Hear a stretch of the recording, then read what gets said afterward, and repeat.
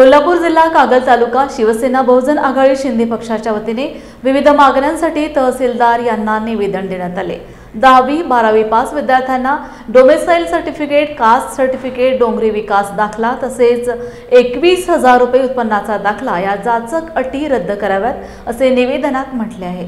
यावेळी समाजभूषण डॉ. अनिल सिद्धेश्वर, यशवंत कांबळे, सयाजीराव अवघडे, गिरीमोहन जिरगे उपस्थित होते। नीट अशा या सगळ्या विद्यार्थ्यांच्या मध्ये एवढंच नाही तर संजय गांधी निराधार, पुरवठा विभाग, मोजणी विभाग आणि असे तहसील आणि या महसूल विभागामध्ये काही हे विभाग येतात। या विभागामध्ये सातत्यानं दिरंगाई होत आहे आणि या दिरंगाईबद्दल आम्ही तहसीलदार साहेब आणि सर्व स्टाफचा लक्ष वेधण्यासाठी आज आम्ही निवेदन देत आहे। निवेदनामध्ये आम्ही अशा पद्धतीनं म्हटलेलं आहे की जो संजय गांधी निराधार योजनेच्या श्रावणबाळ असेल, संजय गांधी निराधार असेल, परितक्त्या असेल तर त्यांना 21,000चा उत्पन्नाचा दाखला द्यावा अशा पद्धतीचं अट घातलेली आहे।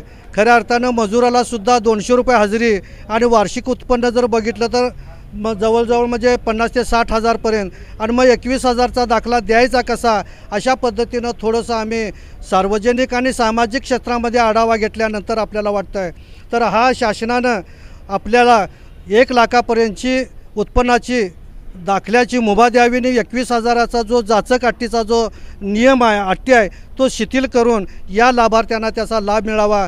खऱ्या अर्थानं अशा पद्धतीचं आम्ही निवेदन देणार आहोत आणि निवेदन देत असताना मला माहीत आहे की तहसील कार्यालयामध्ये स्टाफ कमी असेल, झिरो पेंडिंग फाईल्स असतील किंवा अन्य कारणास्तव सरोवरचा नकळत प्रॉब्लेम असेल तरीसुद्धा त्याच्यावर उपाययोजना करून आपण या सगळ्या गोष्टीचं आम्ही जो निवेदन देणार आहे त्याने मार्गी लावावी अशाच पद्धतीनं मी सर्वांना च्या वतीनं तहसील कार्यालयातल्या सर्व स्टाफना मी धन्यवाद देतो आणि त्याच पद्धतीने त्यांनी मार्गी लागावी अशा पद्धतीनं नकळत विनंती करतो।